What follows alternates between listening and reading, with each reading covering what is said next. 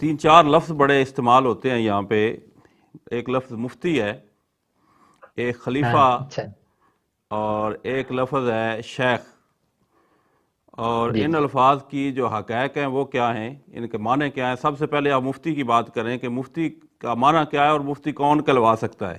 کہ مفتی کا جو لٹرل میننگ ہے وہ ہے فتویٰ دینے والا.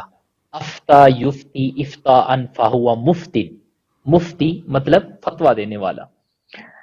تو جو بھی شخص کسی سوال کا جواب دیتا ہے ریٹن یا وہ یعنی زبانی جواب دیتا ہے اور تحقیق کے ساتھ دلائل کے ساتھ، وہ مفتی کہلاتا ہے ہماری عام زبان میں. لیکن فقہا کی ٹرم میں مفتی کون ہے؟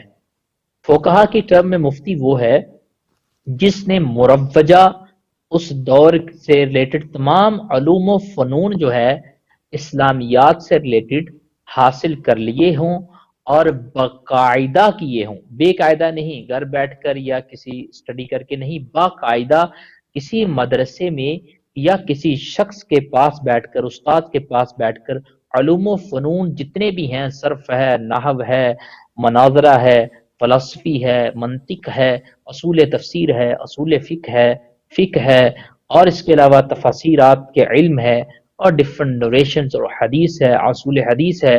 یہ تمام علوم و فنون اس نے مکمل مہارت کے ساتھ سیکھے اور اس کے بعد اسپیشلائزیشن بھی ایک فن میں کی جو کہ فقہ ہے. فقہ یعنی تمام اصول فقہ پر اور جزیات فقہ پر اس کو مہارت ہونے کے بعد، اور اس نے پھر افتاء فتویٰ دینے کے جو ویز ہیں کہ کب کس کے قول کو لینا ہے، کس کے قول کو ترجیح دینی ہے، تو وہ اسباب رخص کے ساتھ اس نے اپنے استاد سے پڑھے. پھر صرف پڑھنے نہیں، یعنی 8 سال 10 سال لگانے کے بعد ہی وہ مفتی نہیں بنا، بلکہ وہ کسی ماہر استاد کے پاس بیٹھ کر فتویٰ دے گا اس کی نگرانی میں کچھ سال، کم از کم 3 سال تک وہ فتوے لکھے گا. اور فرمایا ہے کہ اگر اس کا ثواب اس کی غلطیوں پر غالب ہوا تو استاد اسے فتویٰ لکھنے کی اجازت دے سکتا ہے. ثواب سے مراد اس کے درست فتوے زیادہ ہیں اور جو غلط فتوے اس نے دیے وہ کم ہیں، ثواب اس کا غالب ہے. تو اب استاد 3 4 سال کے بعد اسے چیک کرنے کے بعد اسے یہ کہہ سکتا ہے کہ آپ انڈیپینڈنٹلی آپ فتویٰ دے سکتے ہیں. تب وہ مسند افتاء پر آتا ہے، یعنی اس کو یہ سارا سفر طے کرتے تقریباً 10 سے 12 سال لگ جاتے ہیں، اور محنت شاقہ اس کی ضروری ہوتی ہے کہ وہ تمام کتب فقہ اس کی نظر سے گزریں.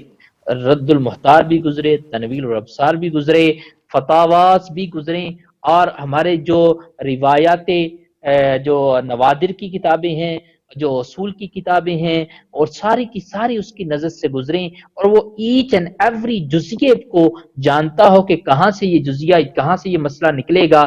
وہ اپنی فکر نہ چلائے، وہ قول امام کو نقل کرے اور امام کے قول پر اسے دلائل بھی ازبر ہوں، تب جا کے وہ مفتی محنت شاقہ کے بعد بنتا ہے.